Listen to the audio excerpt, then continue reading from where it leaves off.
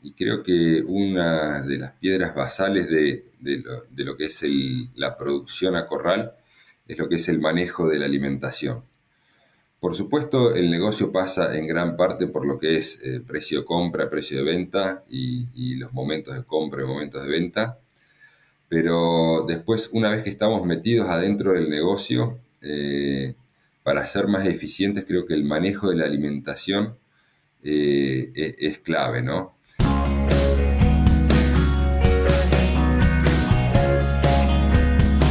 Mi nombre es Mauro Venturini y les doy la bienvenida a este nuevo episodio de CarneCast y en esta ocasión vamos a charlar de nutrición, específicamente de nutrición en bovinos.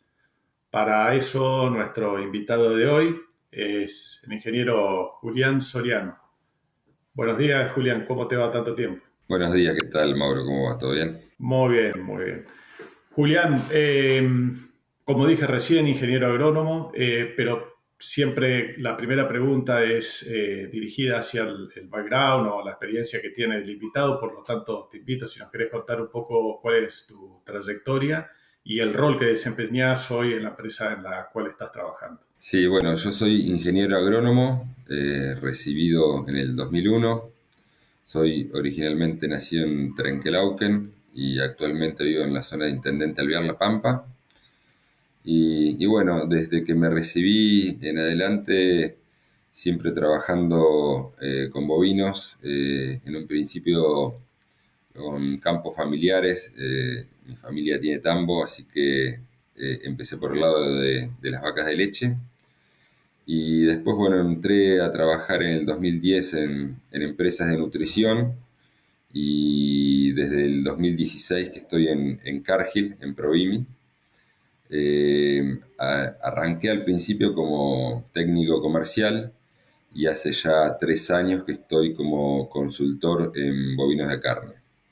Empecé al principio haciendo carne y leche y después, bueno, medio de la mano de Pablo Giroy me fue llevando para el lado de la carne y me transmitió su pasión por todo lo que es la carne, así que bueno, ahí arranqué a full con todo lo que es bovinos de carne, feedlot, recrías a pasto y demás. Bueno, muy bien. Envidiable haber tenido un padrino para la transición de leche a carne, ¿no? Porque de alguna manera seguro habrás tenido allanado algunos caminos o por lo menos algunas facilidades para direccionar tu eh, nuevo emprendimiento en cuanto a la actividad que tenías que desarrollar y asesorar. Eh, lo primero que quería preguntarte, como hablábamos off the record, tal vez para la gente que no está todavía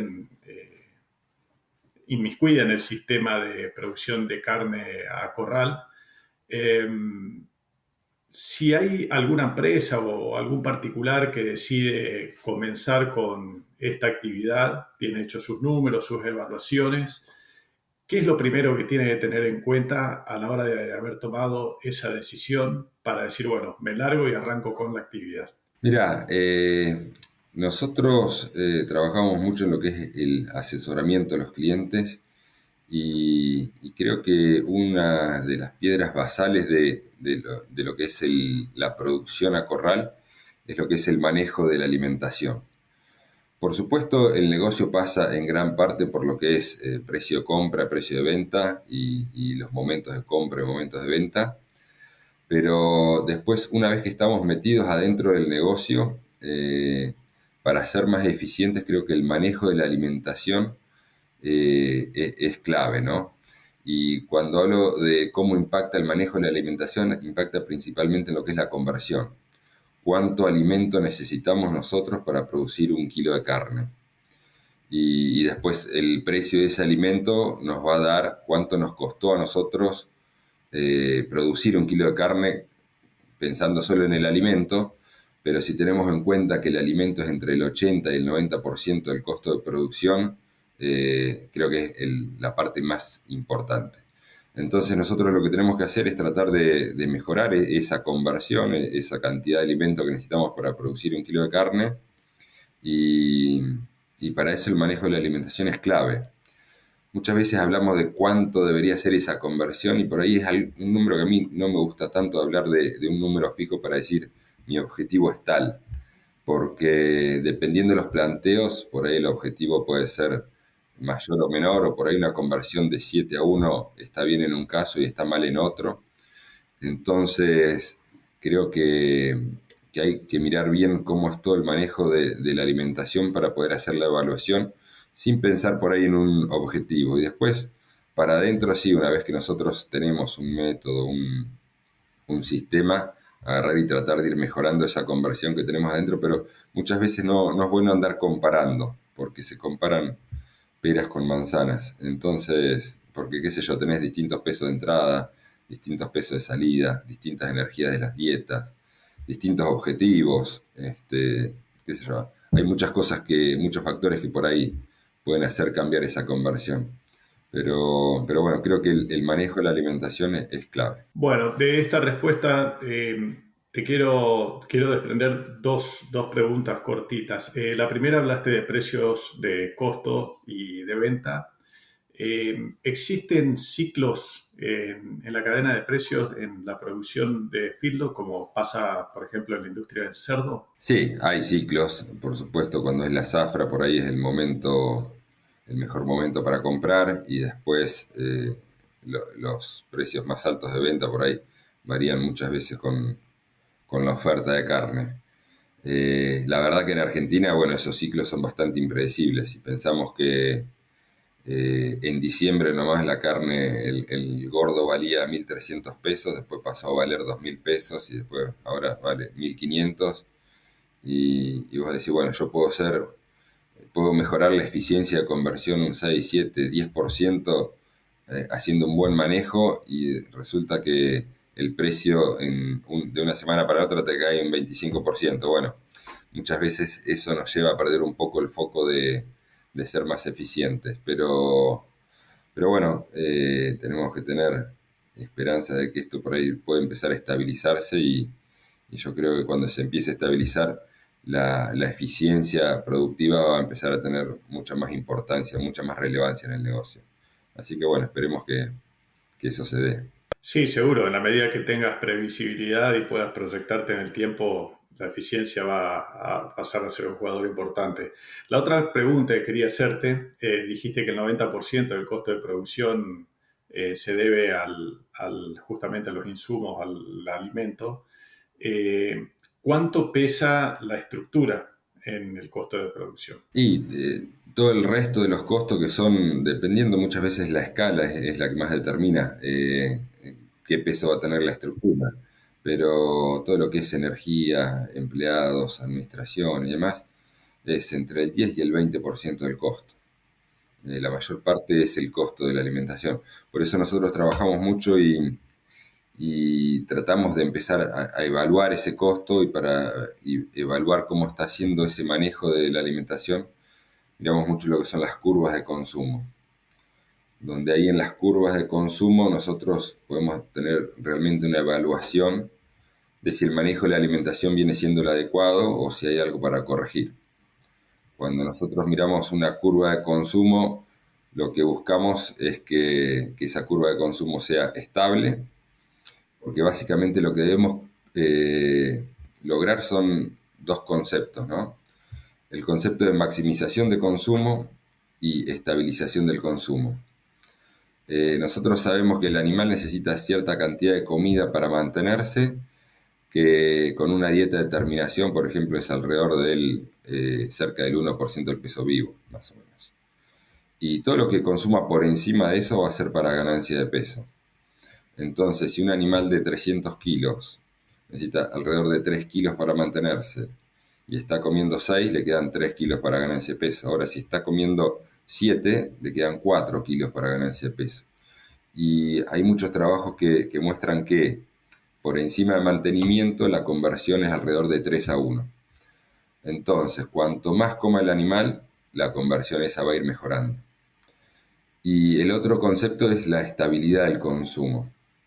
Nosotros sabemos que los bovinos son animales de rutina y lo que debemos lograr siempre es que el consumo sea lo más estable posible. Entonces, una curva de consumo ideal, desde que el animal entra al corral, al principio debe crecer relativamente rápido los primeros 14 días, después del día al 14 al 30 sigue creciendo en forma un poco más moderada, y después del día 30 en adelante es bastante estable, va creciendo a medida que va creciendo el animal, pero ese crecimiento es muy pequeño. Y bueno, lo que debemos lograr es que no tenga muchas variaciones esas curvas, esos consumos entre días, y por otro lado asegurarnos con las lecturas de comedero de que cada tanto algo de comida sobre, como para asegurarnos que estamos logrando esa maximización de consumo. Por eso nosotros usamos el sistema de manejo de alimentación que en Estados Unidos le dicen el Slick Bank, que es comedero limpio o comedero lamido, donde el objetivo es que el comedero esté limpio, pero el animal esté satisfecho, ¿no? Entonces tiene tres reglas básicas, que son hambriento pero lleno, o sea, el animal debe ir a comer cuando nosotros tiramos la comida, debe mostrarse con esa actitud de querer comer, pero sin ser agresivo. Y generalmente esto lo podemos comprobar si después de que dimos la primera comida nosotros pasamos a la hora y ya hay pocos animales en el comedero, todavía hay suficiente comida en el comedero. Entonces vemos que los animales están hambrientos, pero a su vez comen un ratito y después se van al fondo del corral porque están satisfechos. Después otro es plato limpio, o sea, el comedero de la mañana siempre debe estar limpio, no solo de comida, sino de suciedad, no debe haber bostas, no debe haber restos de comida podrida, barro, todas esas cosas que generalmente se van juntando en el comedero. Bueno, la idea es mantenerlos limpios. Y después, por último, la regla de más o menos 15 minutos. Los bovinos, como son animales de rutina, nosotros lo que debemos tratar es de no generarles ansiedad para que no haya agresividad y no haya competencia. Entonces, sobre todo en la primera comida de la mañana, respetar siempre el horario. Entonces, con eso nosotros estamos cumpliendo esas tres reglas básicas de este sistema de manejo de comederos. Así que bueno, ese es más o menos el objetivo. En general, para cumplir con estas tres reglas y haciendo caso a la idea de lectura del comedero y llevarlo de la mejor manera posible, ¿vos crees que la cantidad de metros lineales de comedero tiene que ser la suficiente como para asegurar dos distribuciones de comidas diarias? Mirá, la cantidad de distribuciones es bastante variable muchas veces en cuanto a la logística del feedlot. Lo ideal es que mínimamente haya dos entregas, una por la mañana, otra por la tarde, y en muchos casos hacemos cuatro entregas por una cuestión de que nosotros queremos que todos los animales coman temprano. Los picos de consumo de los animales son al amanecer y al anochecer. Entonces, si nosotros tenemos una jornada de 4 horas a la mañana, arrancamos a trabajar a las 7 de la mañana y damos una vez a la mañana y una vez a la tarde, la primera comida muchos animales la van a estar recibiendo a las 11 de la mañana, que son los últimos en entregar la comida.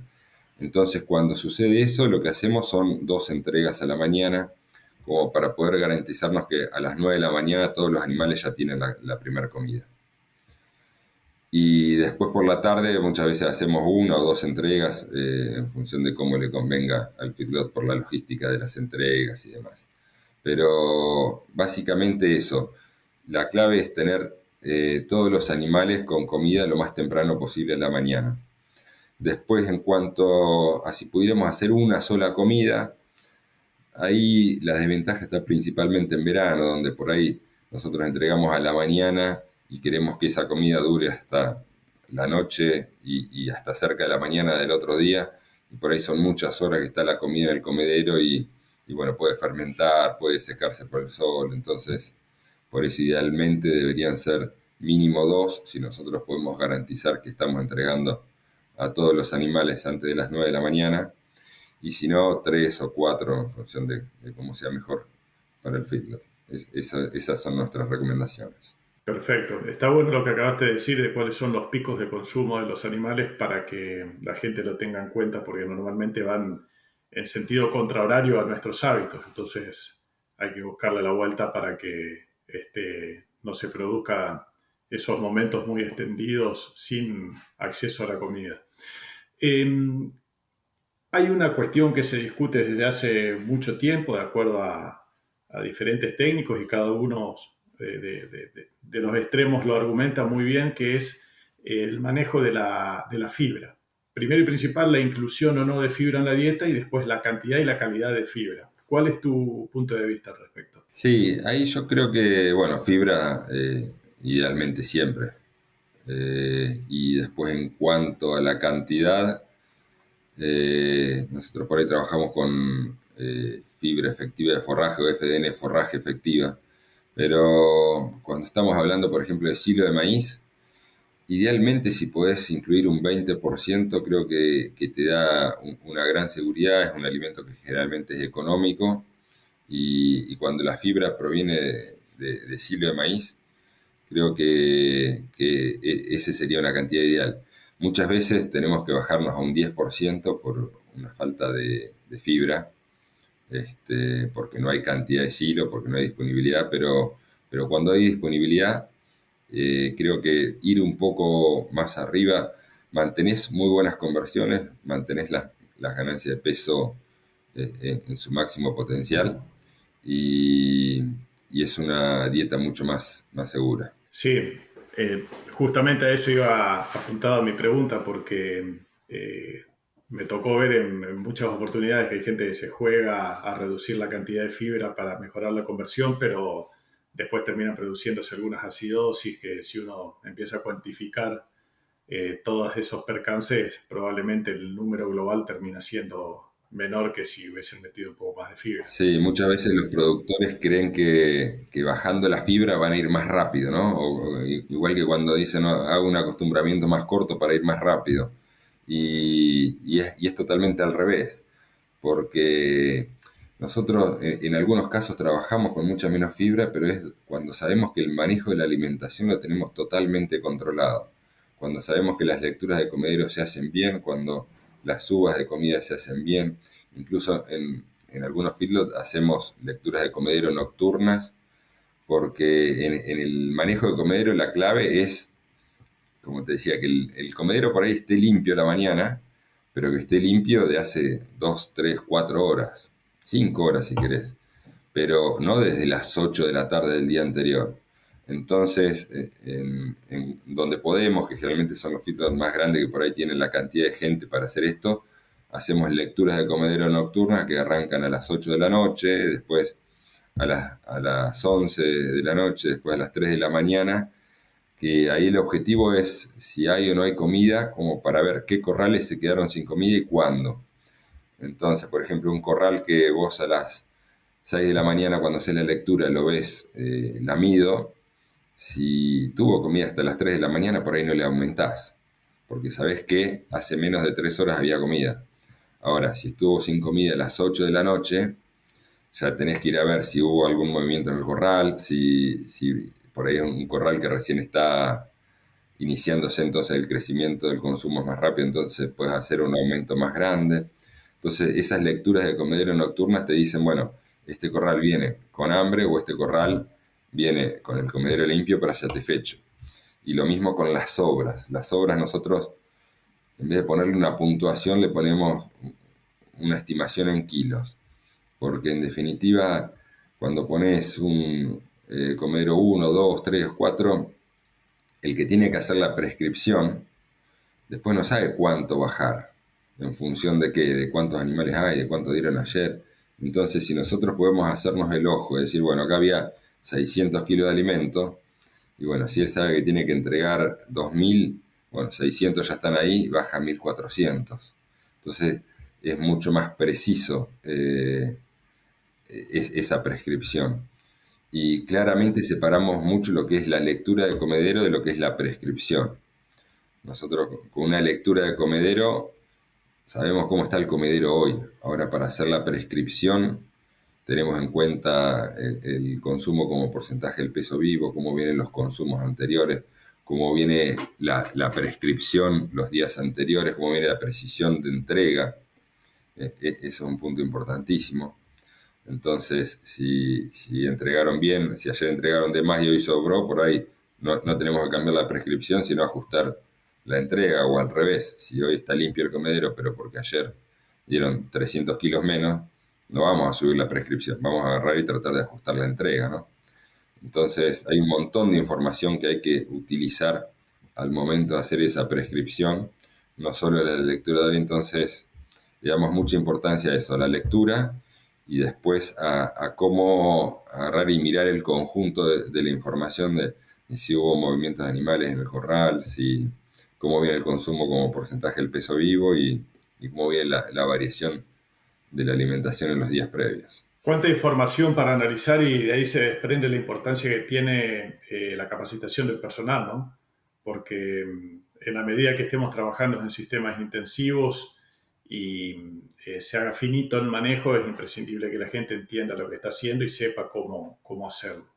Ahora, vuelvo un poquitito para atrás a un tema que mencionaste en un par de oportunidades que me parece muy importante dejarlo bien clarito porque de alguna manera influye y predispone al éxito de las etapas sucesivas del proceso de engorde, que es el periodo de adaptación. ¿Cuánto tiempo están manejando como estándar en adaptación y en qué consiste esa adaptación? Si es solamente ir a una dieta más fibrosa, menos fibrosa, o hay algunos detalles más que deberíamos conocer. No, básicamente nosotros recomendamos una adaptación de 3 semanas. Sabemos que las bacterias del rumen cambian mucho más rápido que eso, bastante rápido, en cuestión de pocos días. Después sabemos que el rumen, para elongar las papilas del rumen para poder aumentar su capacidad de absorción de ácidos grasos volátiles, lleva más o menos 14 días. Pero después sabemos que también no todos los animales empiezan a comer esa dieta de adaptación el primer día, entonces por eso nos tomamos 21 días, porque siempre tenés animales que por ahí tardan 4, 5, 6 días en empezar a comer bien, entonces empiezan a cambiar su ambiente ruminal y después empiezan a elongar las papilas y recién está preparado para consumir una dieta de terminación a partir de los 20 días, ¿no? Entonces, 20, 21 días. Entonces, por eso recomendamos eso. Y después sí, vamos modificando la cantidad de fibras de la dieta, aumentando de a poco el almidón principalmente, que es o los carbohidratos no fibrosos, que son los más riesgosos para la acidosis, y proveemos de nutrientes bueno, que por ahí no son necesarios en la etapa de terminación, pero sí está demostrado que son necesarios en la etapa de adaptación. De hecho, el NRC hizo un capítulo específico para lo que es recepción de animales en feedlot, donde tienen un montón de aditivos y nutrientes que apuntan a reducir el estrés y a mejorar el funcionamiento del sistema inmunológico. Minerales orgánicos, Claro, eso te iba a preguntar si te referís a algunos minerales, selenio, vitamina E. claro, minerales orgánicos, zinc, cobre, selenio, altas dosis de vitamina E, por ahí son 20 veces más alta que después en la etapa de terminación, alguna sustancia buffer también como para atemperar el pH del rumen, vitaminas del complejo B, que si bien el rumen las produce, cuando el rumen, esos animales que vienen de feria, que por ahí o se trasladaron o están con estrés por calor o por frío, ese rumen todavía no es funcional, entonces requieren por ahí también la suplementación de vitaminas del complejo B, bueno, manoligosacáridos, hay varias cosas, altas dosis de potasio para recuperar rápido la rehidratación, pero bueno, sí, varias cosas en cuanto a lo que es recepción. Por eso siempre decimos la recepción no debemos hacerla apurada para ganar tiempo y vender antes el animal, sino que tenemos que hacerla bien justamente para ganar tiempo y vender antes del animal. Y hacerla bien requiere por lo menos 20 días, sobre todo esos animales que sufrieron transporte, estrés y demás. Obviamente si nosotros tenemos un animal que lo tenemos en el campo, que está comiendo algo de maíz porque lo estamos suplementando y lo metemos en el corral, bueno, ese animal ya viene casi adaptado, ¿no? Entonces ahí sí va a ser mucho más corto, pero en general cuando vienen de otro lado, con que sufren transporte y el estrés es mucho más alto, la adaptación hay que hacerla bien. Perfecto. Julián, pasamos a otro tema relacionado a la situación más bien de la industria y global del feedlot. Eh, ¿Está caracterizado el feedlot en Argentina? Me refiero, ustedes tienen conocimiento de la cantidad, no solo la cantidad de animales encerrados, sino las categorías que hay encerrados, los promedios de animales encerrados por empresa feedlotera. Eh, Pregunto porque muchas veces uno se imagina que los feedlots son industriales, tienen 30, 40 mil cabezas encerrados, pero cuando en algunos países, al menos cuando uno analiza cómo está distribuida esa cantidad total de animales, muchas veces se da cuenta de que hay muchos pequeños emprendimientos de 80, 100 hasta 300 animales que los maneja el propio dueño, que en definitiva son productores de cría que terminan poniéndole valor agregado al ternero que vendían hace años atrás. ¿Eso hoy lo tienen más o menos caracterizado? Sí, mira, en Argentina la verdad que estadísticas no hay muchas.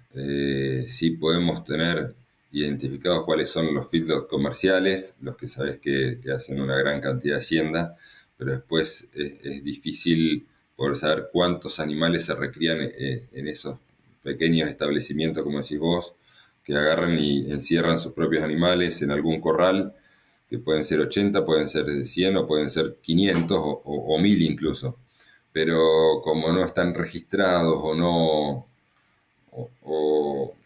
no hay nadie que pueda llevar esa estadística, incluso algunos lo hacen durante 3 o 4 meses al año, otros lo hacen todo el año, hay mucha variedad ahí, entonces esa estadística no la tenemos nosotros, pero sí sabemos que hay mucho.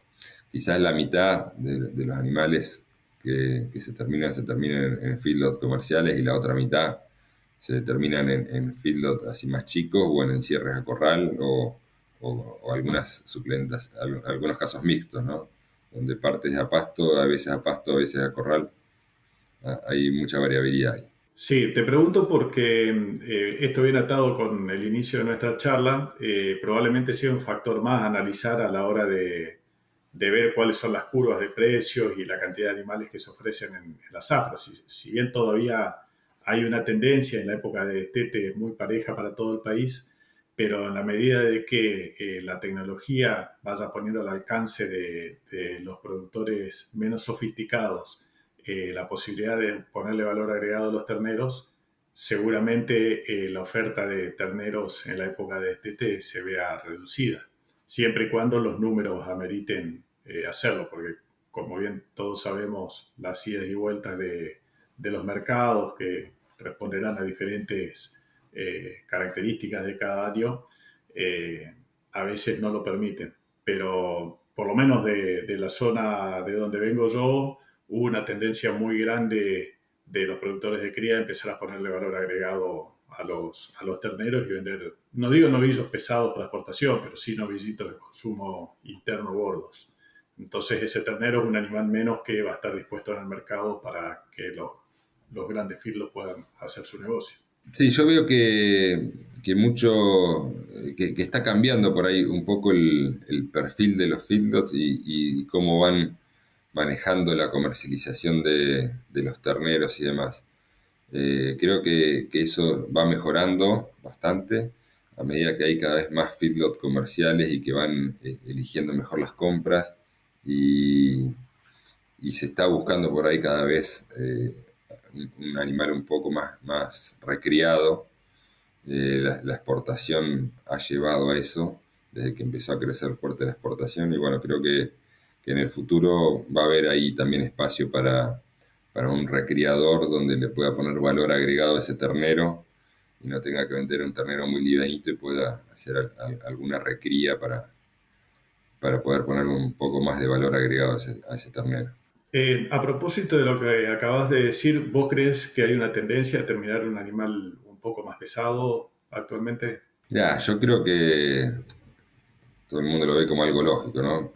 El bovino es como un sachet que nosotros lo estamos terminando con 350, 380 kilos en promedio y la vaca nos puede dar un solo ternero al año. Así que cuanto más nosotros podamos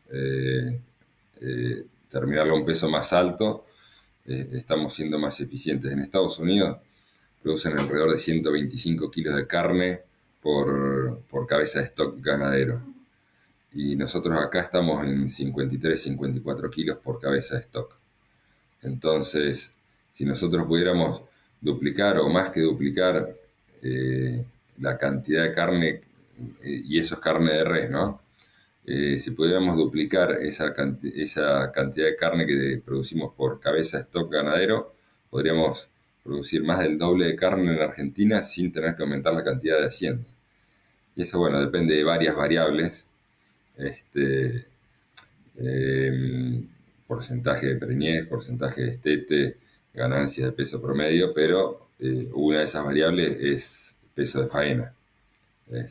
Así que bueno, creo que sí sería para el país, para la producción, sería mejor agarrar y terminar un peso de faena más alto. La exportación está tirando un poco a eso y, y bueno, creo que cada vez, si nosotros podemos aumentar la producción, la exportación va a llevar un porcentaje más alto porque todo lo que vayamos creciendo va a tener básicamente como destino la exportación. Y en el mercado interno irá creciendo a medida que vaya creciendo un poco la demanda en función de la cantidad de habitantes, pero si nosotros duplicamos la producción de carne, bueno, todo eso que estemos duplicando prácticamente va a tener que tener destino a exportación. Sí, seguro. Y además es una tendencia mundial y como vos dijiste, es lógico, estamos desaprovechando casi el 50% del potencial biológico del animal. Julián, una última pregunta, se nos va el tiempo. Hoy, off the record, comentabas de que mucha tecnología que ustedes están utilizando está copiada o adaptada básicamente desde Brasil y Estados Unidos. ¿Podés contarnos cuáles son las principales tecnologías que ustedes adaptaron o copiaron de esos países para implementarlos en Argentina? Sí, como te decía, nosotros trabajamos mucho con nuestros equipos técnicos de Brasil y Estados Unidos principalmente, y cuando Pablo me empezó a llevar para el lado de la carne, bueno, nuestra primera dificultad fue que la mayoría de los productores acá en Argentina o no tenían un software o el software que tenían por ahí no les brindaba la información en el formato que nosotros necesitábamos para poder hacer una buena prescripción y un buen manejo de alimentación. O sea, un gráfico con curva de consumo, con la información de la lectura de comederos de los días previos y demás. Entonces, ahí lo primero que hicimos fue traer un software de Estados Unidos, que es Performance Beef, que nosotros se lo damos a nuestros clientes que no tienen nada. Cuando un cliente nuestro ya tiene un software, lo que hicimos justamente fue trabajar por ahí con el proveedor de él para mejorar la visualización de la información que en sí ya estaba, pero por ahí no estaba procesada de la forma que necesitábamos. Entonces, los que ya tenían un software por ahí fuimos mejorando ese que ya tenían, y los que no tenían empezamos a traer este software que es muy sencillo para manejar, para que puedan tener esa información para poder hacer un manejo adecuado de la alimentación. Básicamente para eso, ¿no? Como para que el asesoramiento que le estábamos dando nosotros lo puedan aplicar, porque si no podían tener todos los conceptos teóricos, pero después cuando iban a la práctica, si tenían que trabajar con un Excel o con un papel, era muy difícil agarrar y aplicar todo lo que nosotros le explicábamos. Y bueno, eso fue lo primero que trajimos. Y después Encargill es una empresa que continuamente está innovando y estamos en proceso de desarrollo de nuevas tecnologías. Creo que sabemos que en la agricultura hay un montón de tecnología que se aplica, en la ganadería hay poca, salvo te diría que los software de formulación de dietas que le hacen por ahí el trabajo más simple a nosotros los nutricionistas porque te simplifican en el momento que tenés que hacer una dieta. Después lo que vino fueron los software de manejo de alimentación para poner en el mixer y poder tener controlado lo que se entregue y poder agarrar y de una forma ágil hacer correcciones en la cantidad de comida. Lo nuevo que está viniendo y que hay mucho es en cuanto a por ahí conteo de hacienda, ya hay algunos drones que cuentan hacienda.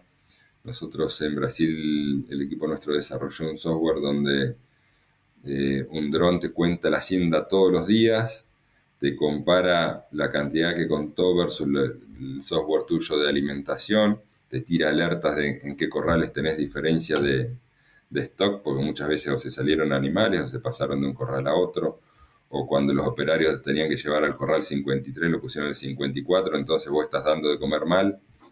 Entonces, bueno, todos los días antes de dar de comer cuenta la hacienda, te hace un índice de bienestar, donde han encontrado una correlación muy alta entre ese índice que pone el software con inteligencia artificial y después cómo se correlaciona con la conversión. Encontraron que cuando el índice cae por debajo de 8 X cantidad de días en el ciclo, la conversión va empeorando y la correlación esa es muy alta. Y después estamos trabajando en otras tecnologías que tienen que ver más con lo que es el manejo de la alimentación, donde se están evaluando por ahí distintos métodos de lectura de comedero. El trabajo de la lectura de comedero, sobre todo la lectura de comedero nocturna, es difícil conseguir gente, difícil entrenar gente que lo haga bien. Y lo mismo para prescripción, también buscando métodos o tecnologías con inteligencia artificial y demás que puedan ayudarnos a hacer alguna prescripción sin depender de la persona y que sea algo rápido, porque también la tarea de prescripción es una tarea que lleva tiempo, hay mucha información para ir mirando y cuando tenés 100 o 200 corrales para hacer prescripción, te lleva un par de horas, entonces bueno, si todas esas cosas las pudiéramos ir solucionando con tecnología, va a ser de gran ayuda. Y seguramente hay muchas otras aplicaciones de tecnología por ahí todavía no nos imaginamos que van a venir para principalmente todas esas tareas que sabemos que son difícil de entrenar al personal, difícil de conseguir personal y son de mucho detalle, ¿no? Sí, es increíble la cantidad de tecnología disponible que hay. Ojalá que la adopción de tecnología vaya acompañando a la aparición de nuevas técnicas y nuevos software, porque normalmente lo que ocurre es que se agranda la brecha, ¿no? Hay cada vez más tecnología, pero nos va quedando cada vez más lejos poder incorporar la tecnología de punta. Pero bueno, con trabajos como los que hacen ustedes, estar cerca de la gente y hacerlos conocer de la existencia de estas nuevas herramientas, seguramente ayudan mucho a la gente que pueda llegar a incorporarlas.